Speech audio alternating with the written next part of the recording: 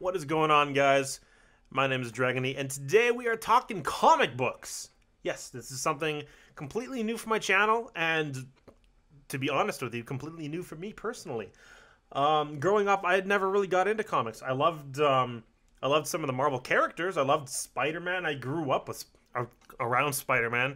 The 1990s cartoons, even the 1960s cartoons. I watched those too. They were airing on TV still. I would watch those whenever I could catch them.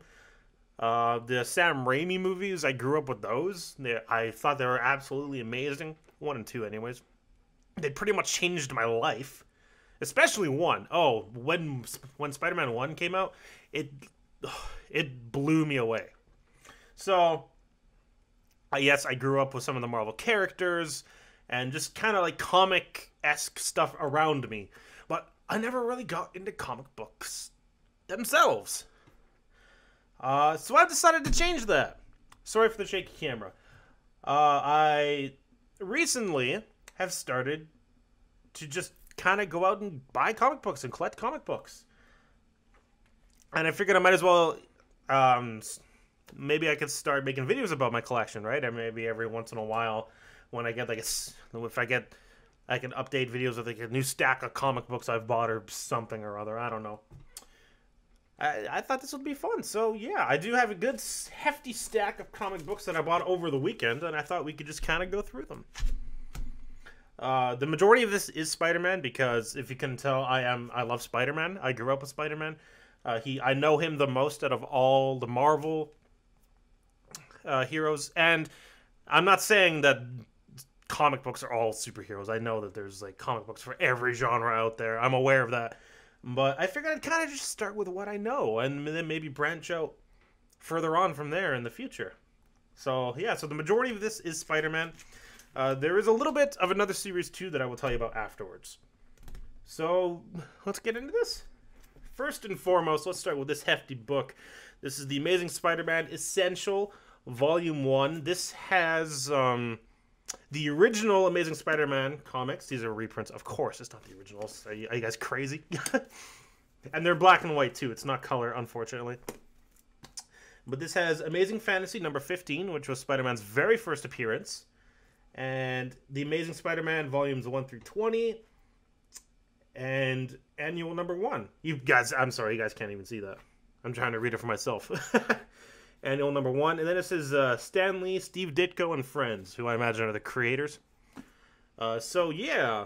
Believe it or not, I've had this for a long time. I actually got this many, many years ago. If you can't tell, the condition is not in the best shape because I've had this for so long. The edges are kind of frayed. Some of the plastic here is kind of peeling off a bit. None of the pages are bent or ripped or anything like that, so it's still in good enough condition, I guess. There's no stains. I haven't spilt anything on it or ever. So yeah, I've had this for a long time. I've loved the shit out of this book, even though I'd never really got into comic books, so I read this. It was a gift when I was little, and I've probably read through this entire book at least 3 times in my entire life. And I love seeing just like some of the ways that Spidey's old what is it? His old villains got introduced. Like we were introduced to the Vulture, Green Goblin, Doc Ock. There was I said the Vulture, right? There was another one. The Tinkerer is in here. There's a bunch. The Chameleon. Like in the first 20 issues of Spider-Man, so many just key villains were introduced. So I do have another. Now that I'm actually getting into comic collecting, I do have Essential Volume 2 coming into the mail because, I mean, as much as I want to build a collection, I don't think I'm ever going to be buying the original Amazing Spider-Man comics that go for hundreds to thousands of dollars, right? So I'm just picking up the essentials for the real old school stuff, and I'll be reading those. But I do have the rest of this stack here is all singles. I don't have any trade paperbacks yet. I probably will eventually start collecting trade paperbacks for actual reading. I don't know if I'm ever actually going to read these singles. I might in the future. I don't know. We'll see. It depends whether or not I want to keep them as the absolute best quality I possibly can. So let's get into these singles that I own. So starting off, I kind of just bought a bunch of random Amazing Spider-Man comics that local stand had. So they're kind of sporadic. But I have ordered them from the lowest issue up to the highest issue. So first I have the Amazing Spider-Man number 326. Can you guys see that? Yeah, baby. This says it was in December 1989, baby. Is that Doctor... That's not Doctor Strange on the cover, is it? No, it's a different... that's a different suit. I don't think that's Doctor Strange. It says the non-mutant superhero acts of vengeance. At the bottom it says Gravity Storm. Who's the artist on this? I know artists change a lot with comic books. It says Doran89 and Al6. I'm sorry, I have no idea what that means. If you guys ever want to give me some information on like the artists or just whatever, feel free to drop nuggets of information for me in the comments, because honestly I know next to nothing about these comic books. I'm literally just starting to get into these. I collected these, the majority of this stack I literally just bought it yesterday, so and it's kind of a mishmash of random things so far.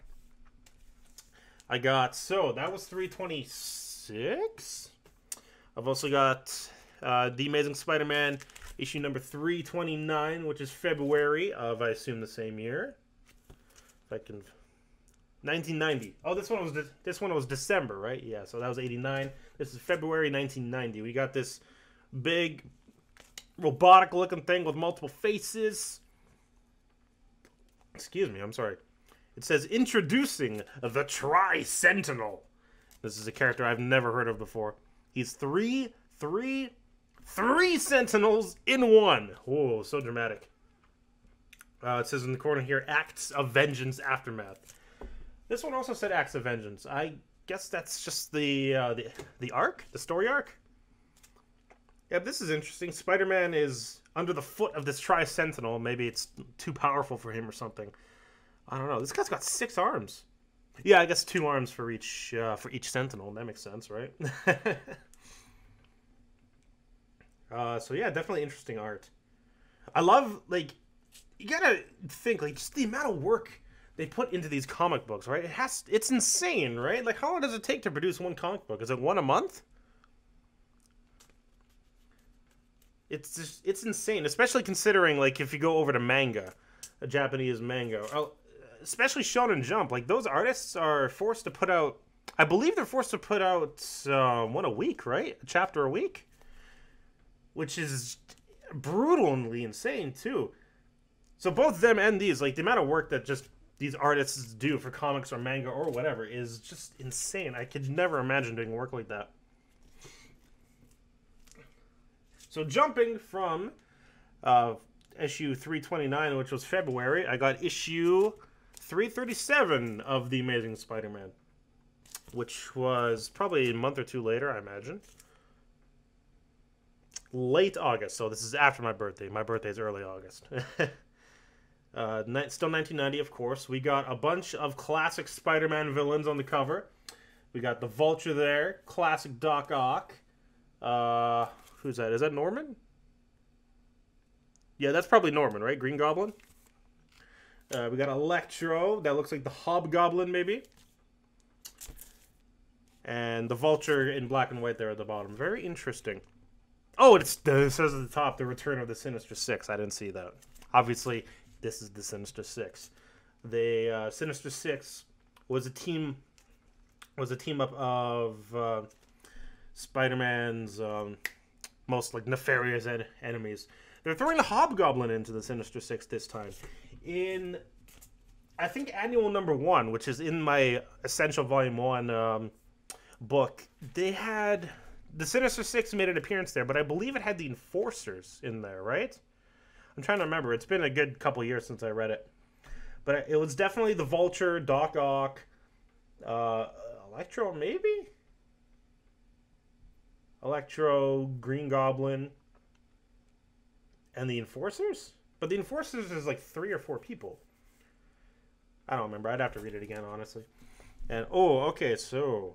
Still going with the Amazing Spider-Man. A couple of these don't have cardboard in the sleeves, which is annoying, so I gotta be careful not to bend these. I don't know why the store didn't have cardboard for some of these. I should probably go slap the owner, just fucking give him a good old turkey slap. But whatever. This is the Amazing Spider-Man issue 4. Sorry, there we go. Oh, covering it. Issue 343. Sorry. This was still 1990. January. What do you mean January 1990? Hold on. How can that be January? How can that be January 1990 when issue 337 was late August in 1990? How does that make How does that make sense? Hold on. Yeah, hold the phone. Yeah, look at this. Issue 337. Late August. I think the trademark year is a little bit too small for you guys to see. Maybe I'll zoom in on the editing or something, or I'll take a picture with my phone. But it definitely says 1990. Late August, issue 337. Yet this is issue 343. January 1990. Someone explain to me how that makes sense. I also don't recognize the majority of the people on this cover. I recognize some of them. We got the Scorpion there. I believe that is Black Cat there. Not sure who the. Sorry, I'm trying to follow on my video here, but it's backwards. God damn it! Down. Fucking this chick here. I don't know who she is, but she got nice tits, so I like her. I'm sorry, that probably didn't sound good. This is a part of an arc called Powerless. Part 3, or it says Part 3, or is it Part 4? Oh, who cares? Interesting. I gotta find out why either it's Part 3 or Part 4 is confusing. Anyways, and then my last Amazing Spider-Man comic is issue 366 in 1992. It took them that long to get from 344 to 356? It took them 2 years? Like 2.5 years? This is September 1992. Damn, okay. We got Red Skull on this cover. It looks like there's some sort of a duality going on with them. They're both Red Skull, but they look a little bit different. Not sure what the point of that is. And we got Taskmaster here. Wasn't he in the Spider-Man PS4 game? Because I did play through that. And I believe I remember someone being called Taskmaster, who showed up after you did enough of the, whatever the heck they were called, the challenges. It's been a while since I played through the game. But yeah, this is 1992, September, 366, wow. It says on the bottom here, 30th anniversary. Damn, 30 years. It's already past that now, too. It's way past that. It's like 60 years now, practically. Okay, so now, I have a different run of Spider-Man. This is Spider-Man. It's called Spider-Man. This is Todd McFarlane's run. I got 2 issues of the first volume of McFarlane's run of Spider-Man. I think this one is the normal, right? This is just the normal one, and I got the silver variant. I know there's like 3 or 4 more variants, but I actually really like this one. I like how it kind of just takes the color out of the majority of it. This arc is called Torment. Torment Part 1 of 5. What year was this? And I know this is running alongside The Amazing Spider-Man at one point. 1990. This was August 1st, 1990. 5 days before my birthday. Now, I have actually read this one. This was the first comic I bought before I bought the whole stack. I bought this. And I did actually read this specific one. I haven't touched the silver variant. But I did read this one. And I gotta say, I really like McFarlane's art. It's very detailed. Especially, like, even just looking at the webbing here on the cover. There's so many strands. And I've noticed with a lot of other artists, they kind of just put, like, lines and X's through the web just to make it look filled out. But like McFarlane draws like all these individual lines in the webbing, and it makes it look like there's so many like little bits hanging off, and it's very detailed. And on the other hand, I wasn't sure how I felt about the tone. It definitely, the tone of McFarlane's, at least of this first volume of McFarlane's Spider-Man, was very dark. Very dark. The Lizard made a comeback. I imagine it's kind of just like his own retelling of the whole Spider-Man story. The Lizard makes an appearance, and it's very bloody. He kills people, and like he just has blood dripping off him. It was kind of almost like a horror. Like he was going for some horror, which was very interesting. I do look forward to reading more of McFarlane in the future. Though I probably won't be reading any singles anymore. In the future, when I want to read, I'm probably just going to buy some trade paperbacks. So, let's put these over here. And so, I do have quite a bit of McFarlane's run here, actually. I don't have all of them. This is Spider-Man Volume 3 of McFarlane's run. This looks like it's introducing Kraven the Hunter, I would imagine. Because we got the animal here, and the leopard print suit. So if I had to say, this looks like a Kraven the Hunter. But it's still Torment. It's still the same story arc. So I don't know. I'm wondering how this would fit in with the Lizard. Maybe Kraven is hunting the Lizard. And he ends up running into Spider-Man as Spider-Man's trying to fight him. I don't know. There is... I find it interesting that the title on the top is actually upside down on this one. And even the words up here are upside down. So let's flip this over and see what this has to say. Oh, it's even backwards, too. I have to look at it in a fucking mirror. Let's see. Something strange is going on here, it says. You got that right, McFarlane.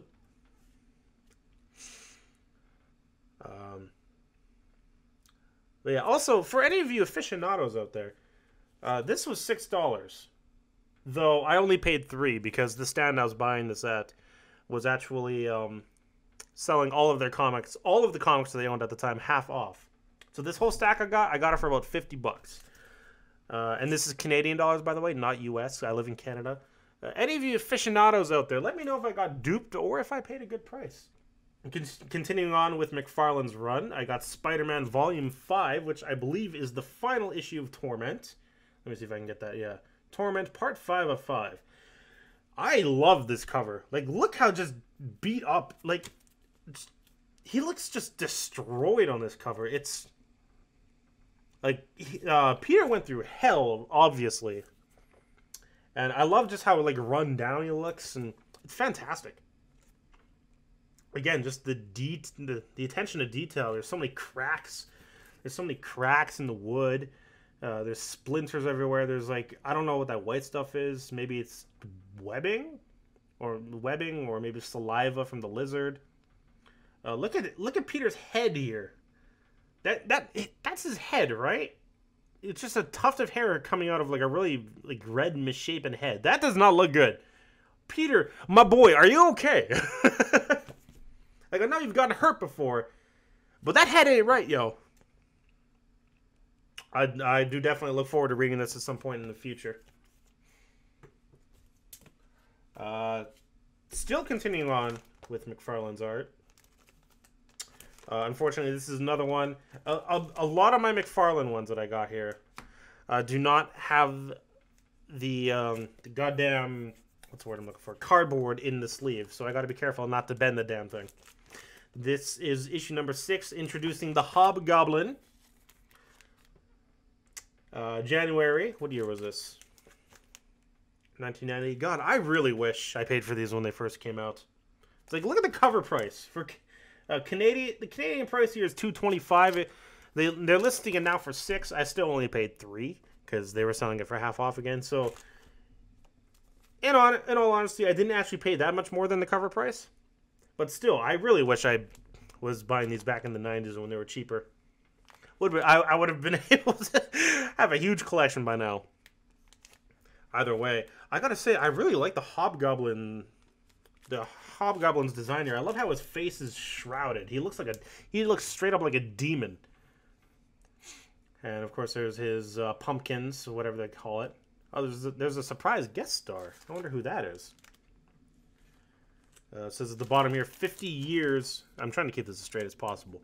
50 years of Captain America. I've never read a Captain America comic in my life. I think Captain America made a couple appearances in the 1990s Spider-Man. But he never made much of an impression on me. I mostly just know what they've done with the character in the MCU films. That's mostly what I know of the Captain America character. Yeah, so this is January 6th, 1990. Hold on. This one was also 1990. December 5th, 1990.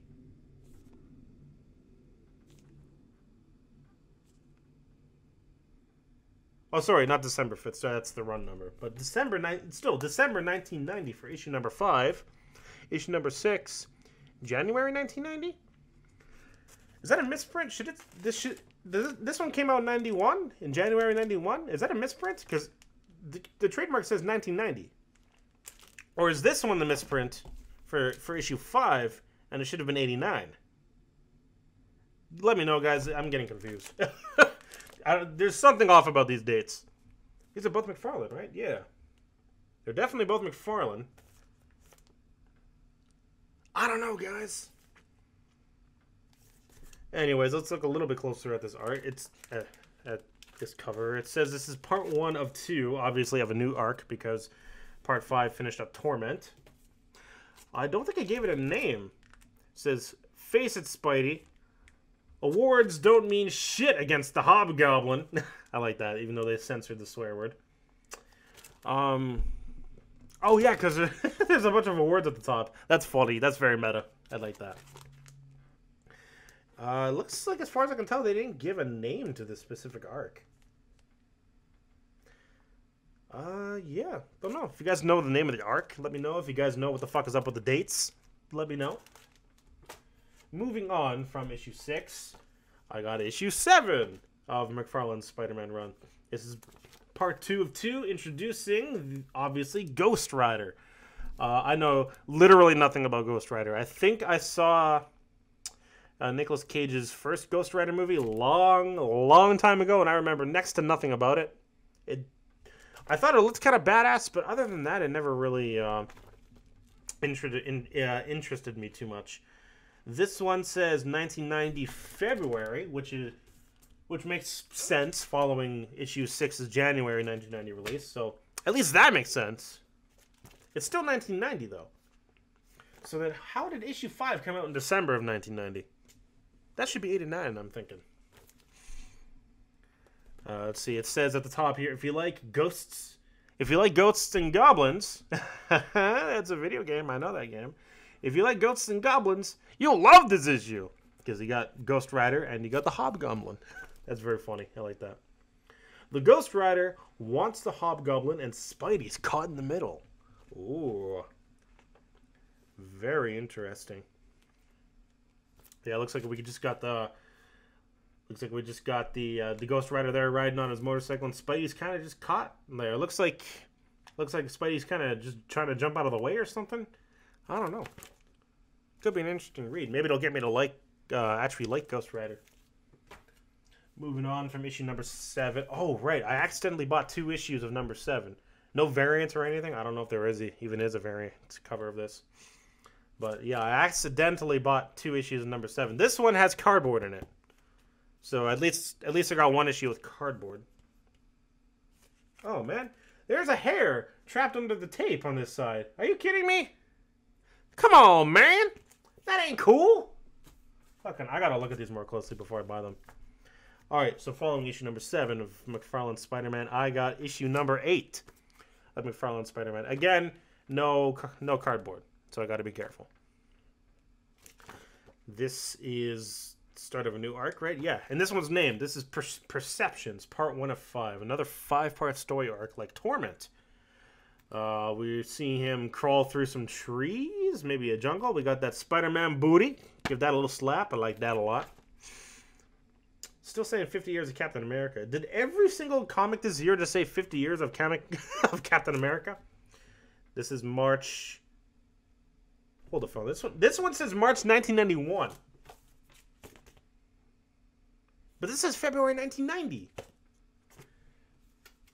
3 comics in a row. Three issues in a row, so they came out in 1990, and then, hold on. Issue number 5 says 1990 on it. Hold on, let me look. Let's start back at the beginning.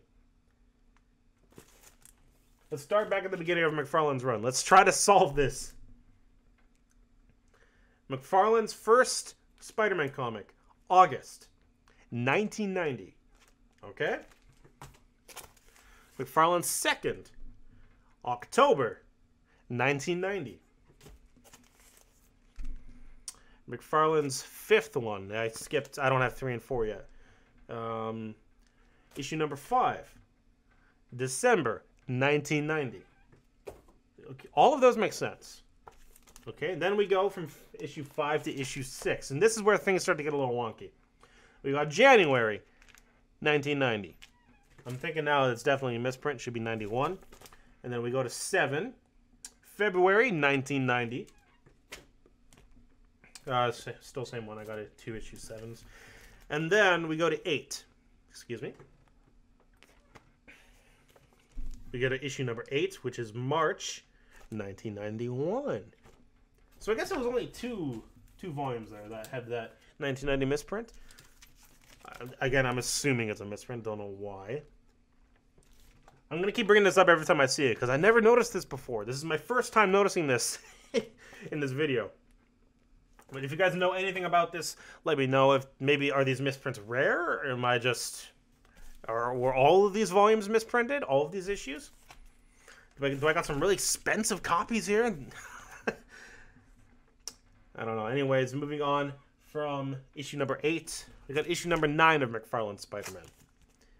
Looks like we got the Wolverine on this one, baby. And there's some green animal thing dripping saliva in the background. Not sure exactly what that is. This is Perceptions number 2 of 5. Part 2. I'm trying to find the date. I don't see a trademark date. Why is that? Very strange.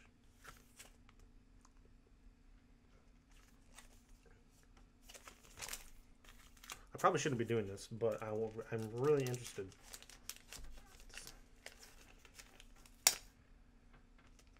Before I actually go in there, I'm going to make sure you guys see.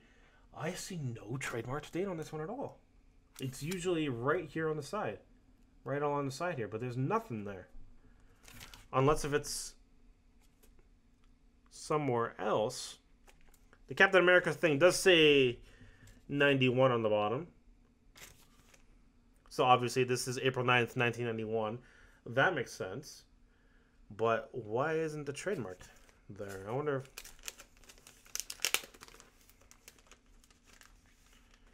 I'm sorry to everyone I'm offending right now by taking this out.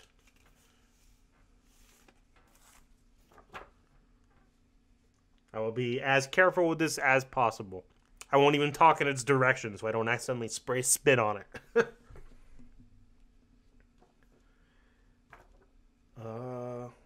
Yeah, on the cover here, there is no trademark.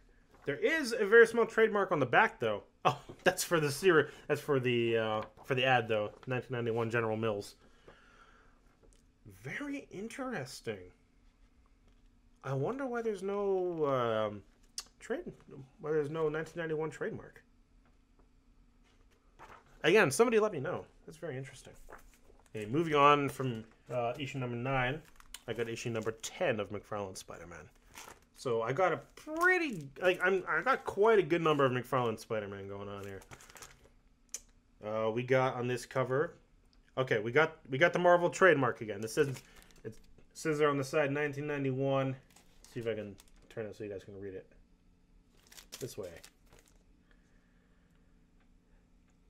1991 Marvel Entertainment Group Incorporated. All right, so that's proper. 1991 May. This one was April, right? Good. Okay, so we're good on this one. This is Perceptions Part 3 of 5. We got Wolverine, Wendigo, and the Webhead. Is this character here Wendigo? I have no idea who this is. I'm going to assume that's Wendigo until I learn otherwise. Yeah, look at the shadows. Look at the shadows on this cover. Lots of shadow work. Are they... obviously, it's at night. Maybe they're trying to be stealthy. I don't know, but there's Spider-Man. Like, all their faces, except for this Wendigo character. Spider-Man and Wolverine are very shrouded in shadow. Obviously, trying to look a little creepy. Very interesting. I wonder what's up there. I don't know. Haven't read it. All right, so moving on from issue 10. I do skip a couple issues. And my next one here is issue number 14. This one is very interesting. Right off the bat, I see Spider-Man has his black suit, his black symbiote suit. And if you guys know anything about me, I actually haven't said this yet, so you're not going to know. But I love the symbiotes. I love Venom. I love Carnage. I was so mad about Spider-Man 3 when they portrayed Venom the way they portrayed him. That shit was not cool. But yeah, I've always loved Venom. I thought he was like the perfect enemy for Spider-Man. And just like his alien origin, the symbiote being this weird, gross thing that needs a host to survive. I've always just loved the idea of it. But yeah, so this one is issue number 14 does start in the middle already of a different arc. This is Sub-City Part 2 of 2. So this is actually the end. We got Spider-Man in his symbiote suit. We got maybe like a vampire. It's got some fangs and it's dripping blood out of its mouth. So maybe. And we got a big spider symbol. The same one that I think it's the same one that's on his back. And then Red Skull maybe? I'm not sure. And I believe this is the last McFarlane comic I have. He stopped doing Spider-Man after issue, I want to say 16? I want to say 16. Someone correct me if I'm wrong, but I believe he left Spider-Man after around this issue, and he took a couple other comic artists with him and started Image Comics. I'll get into that a little bit because I do actually have some Spawn to show you guys as well. But still, I got a bit more Spider-Man to show you guys. I got 2 of the 14 Maximum Carnage issues. I am hoping eventually to collect the whole 14 crossover event of Maximum Carnage because I do love the symbiotes, as I said. I got Maximum Carnage Part 1, which is issue 1 of Spider-Man Unlimited. Right off the bat, this came out in 1993, so this is well after McFarlane's Spider-Man run. This came out in May. $4.95 Canadian. This is already way more expensive than all these other comics, but I think that's because this first issue of Maximum Carnage is quite beefy. But it is beefy, but it's beefy in a weird way. The actual first issue of Maximum Carnage stops about halfway through, and then I was a little confused because I did actually read this. After the halfway point, there's a different comic that I don't think is part of the Maximum Carnage story. It said like the Amazing Spider-Man playback or something, and it was like this story of Pete. I didn't read the whole thing because I was really confused, but it was like the story of Peter waking up in his bed like as young Peter again, right before he got bit by the spider. And he still has his memories of being Spider-Man, and he's confused, and he's going through his life with Uncle Ben is back, and he's still in high school, and he needs his glasses, and he's just like, what the heck is going on? I didn't finish it because I was just very confused, but I'm pretty sure it was called The Amazing Spider-Man Playback, and I'm still very confused as to why it's included in this issue of Maximum Carnage. I don't know if someone could shed some light on that and what the heck I'm talking about. Maybe it does actually tie in, and I need to finish it to understand, and I'm just being a big dum-dum. I don't know. Anyways, that is the first issue of Maximum Carnage. And then I have also got issue 4 of Maximum Carnage, which is Spider-Man, but this is well after McFarlane left the Spider-Man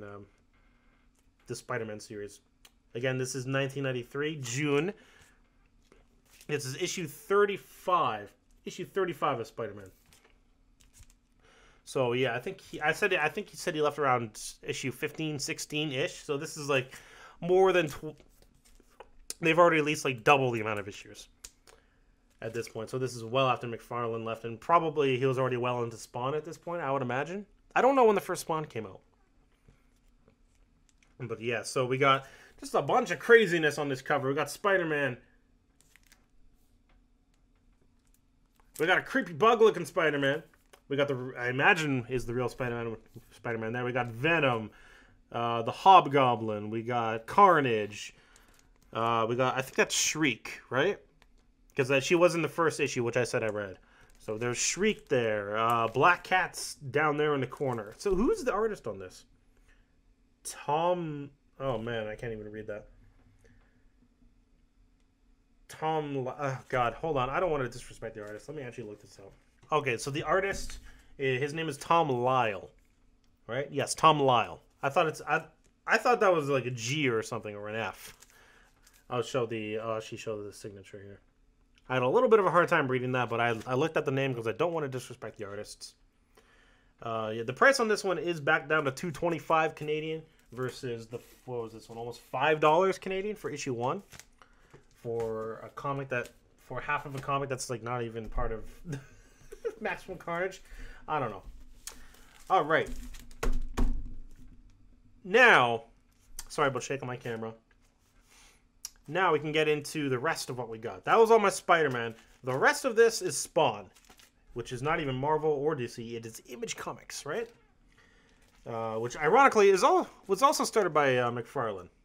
Spawn, I don't remember how long McFarlane worked on Spawn for, but he definitely did the first like handful of issues for sure himself, and then he started hiring other artists to do them eventually. I don't have any of the early Spawn issues, but yeah, let's start at the beginning. We got Spawn issue number 16. The reason I'm collecting Spawn, I should probably say a little bit about that. I grew up again with Spawn around me. Not as prominently as Spider-Man, of course, because Spawn was a little bit more geared for adults. But like I always found like Spawn's aesthetic, the horror, just like the horror aesthetic and the horror imagery to be very interesting. And I have read actually a couple issues of Spawn, and I love how I love the art. I love McFarlane's art. I love how grotesque Spawn is and just how brutal it can sometimes be. I find that very attractive. Unfortunately, this is the only Image comic series I know. I have to do research. I have to do some research into that. Maybe I'll actually get more into Image in the future. But yeah, so I got a handful of Spawn here. So let's really get into it. This is issue number 16 of Spawn. I'm not seeing any signatures on the front for artists, so I don't know right off the top of my head if this one was still McFarlane or not. But yeah, we got a very interesting cover here of who I assume is Spawn in his like demon self with some chains, and maybe he's falling. Yeah, that definitely has to be Spawn. Yeah, there's not too much going on in this cover. He's kind of just doing a creepy ass pose, and that's looks like it's really about it. Now we get into issue number 33 of Spawn. Look at this cover.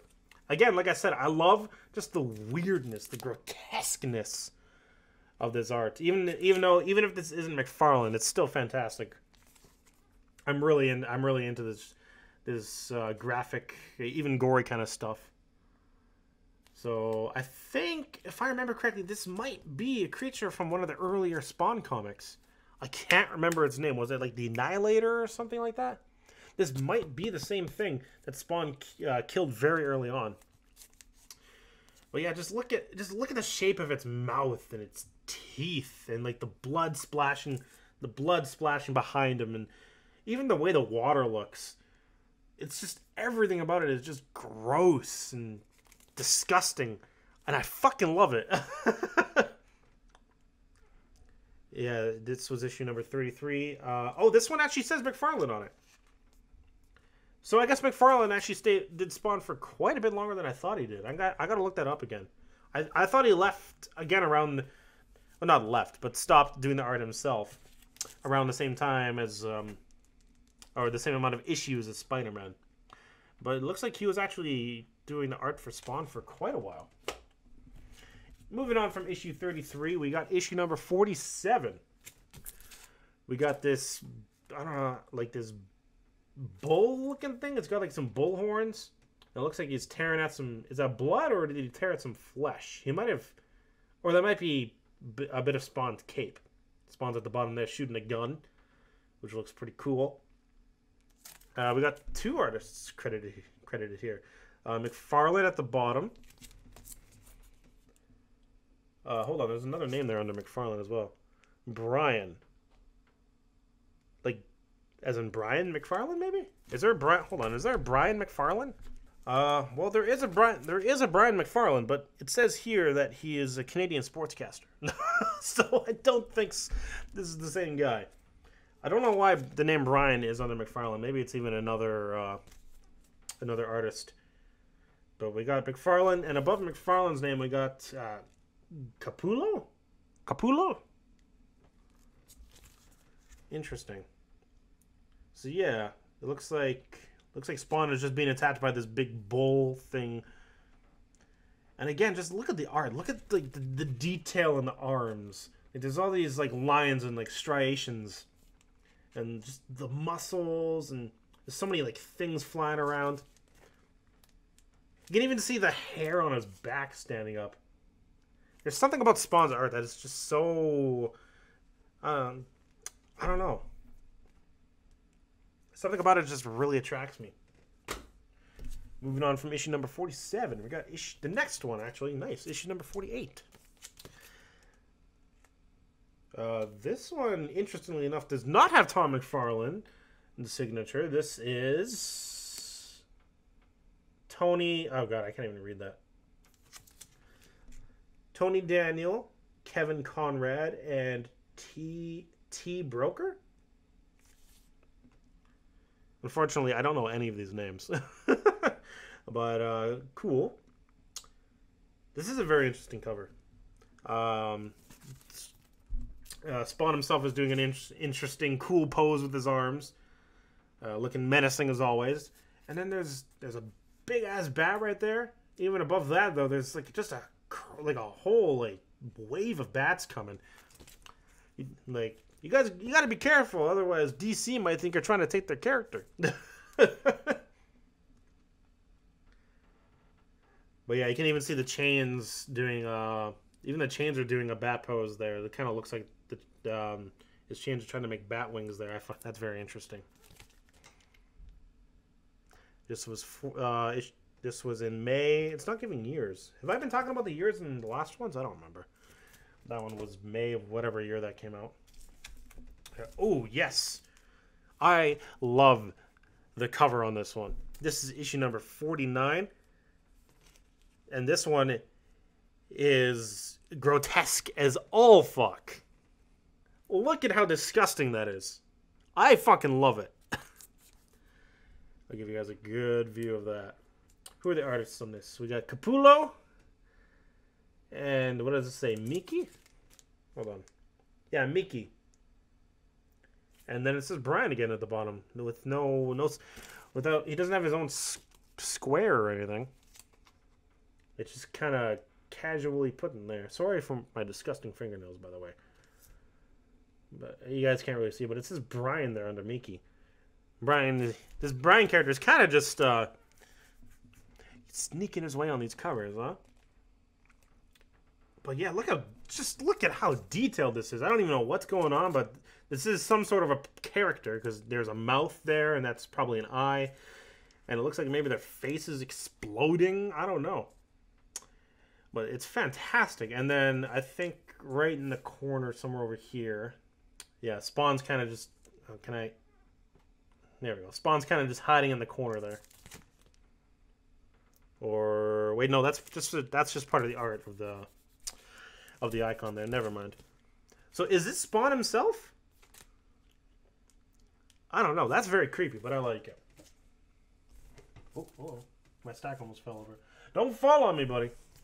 Don't want you to fall. All right, we're getting to the end of this. We got 2 more left. I got Spawn issue number 56. Now this one's very interesting. I like the dark tones. Obviously, all of the Spawn comics covers have dark tones, but this one's not. it's not the same as the other Spawn comics. It's not grotesque in any shape, way, or form, really. It's just kind of this man. He's chained up. He's probably been tortured, I imagine, just looking at the shape of his skin.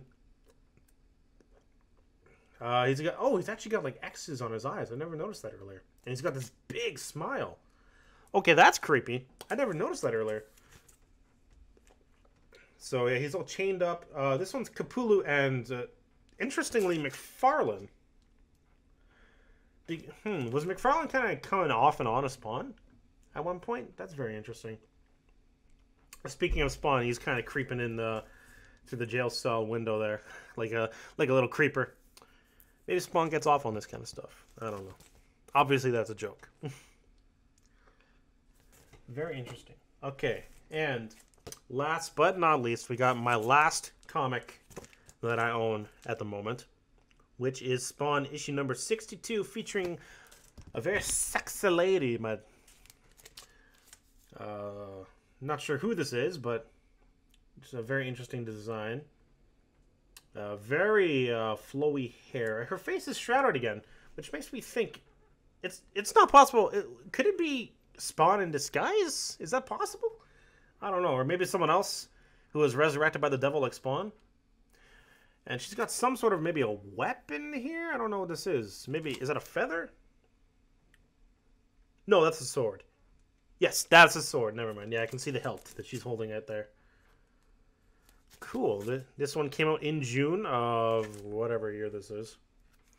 And again, we got Capullo and McFarlane credited as the artists. McFarlane was very off and on at this point, wasn't he? Very interesting. Oh no, that can't be Spawn. Spawn's at the bottom. He's looking at her like, oh my gosh, I like what I see. So yes, those are all the comics that I currently own. I got a couple Amazing Spider-Man. I got the majority of McFarlane's run with his own Spider-Man, and I got a couple issues of Spawn. I would love to read these, but unfortunately, I'm not sure if it's really considered like. Is it okay for me to read single issues, or should I only read should I only read trade paperbacks, which are, I think, generally meant to be read, versus these, which are more so collector's items? I don't know. I'm new to this kind of stuff, but I like seeing these on my shelf now. It's very nice. It takes up some shelf space that was actually previously empty. Needed to fill it with something, but yeah. So every once in a while, maybe like once a month or something, I'll just post some new update videos with all the new comics that I've gotten my hands on. I'll probably buy at least a couple a month, I'd imagine. So I'll update you guys maybe once a month on new issues. Feel free to give me any information you want to give me, any recommendations. Speaking of recommendations, I've actually been watching a couple of videos on starting your own comic collection, and one comic series I am now on the lookout for, because people keep recommending it literally everywhere, is The Sandman, which was, who wrote it? Who made this? It was Neil Gaiman, created by, according to Wikipedia, it's created by Neil Gaiman, Sam Keith, and Mike Dringenberg. I'm sorry if I mispronounced that, Mike. But yeah, from what I've been hearing, The Sandman is like just one of the best comics ever, supposedly. So I will keep an eye out for The Sandman if I see it anywhere. I'm trying not to buy comics online too much because shipping is a killer. I'd rather go to local comic shops and such, of which there are actually a good number amount in my city. Like, which surprised me. I never thought that my city would really have like collectible stores, but there's like at least a good 6 that I can name just off the top of my head in my city.